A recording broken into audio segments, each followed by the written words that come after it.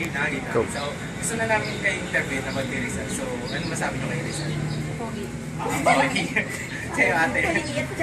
Oo, mamalit yan. Ikaw ate. Talino. Ano ba? Anong, sige. Payag ba kayo na sa kanilang dalawang ni Andres Bonifacio, si Rizal ang bayani? Hindi. Wala, yung sabi. Andres Bonifacio o Rizal? Kanino kayo? Andres. Andres, bakit? Wala lang. Hindi, pero mas matapang ko ako yan. Sa tapang. Eh, ikaw ate, Andres din. Pwede sa gina. Sige. Ba't sige, Aguinaldo? Yakabiti ito. So, sa gina. Taga Cavite kayo.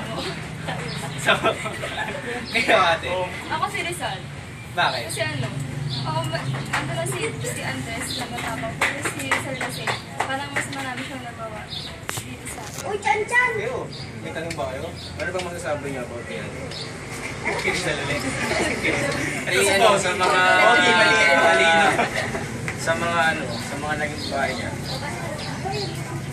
Hindi, anong masasabi niyo nga sa mga babae niya? Kay Benilor Rivera, tama di ba? Pwede siya sa mga naging babae.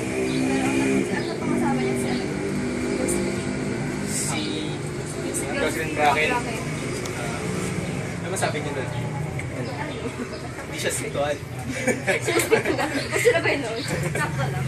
Sakto lang. Ano? Lahat naman din halos sa mga naging babae. Mas may ano, di ba?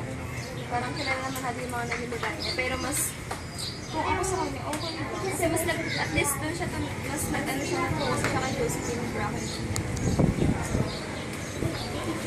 Ikaw, pre. Wala na ako itatanong. Wala kang tatanong. Wala kang tanong. Sagot na. Sige, okay.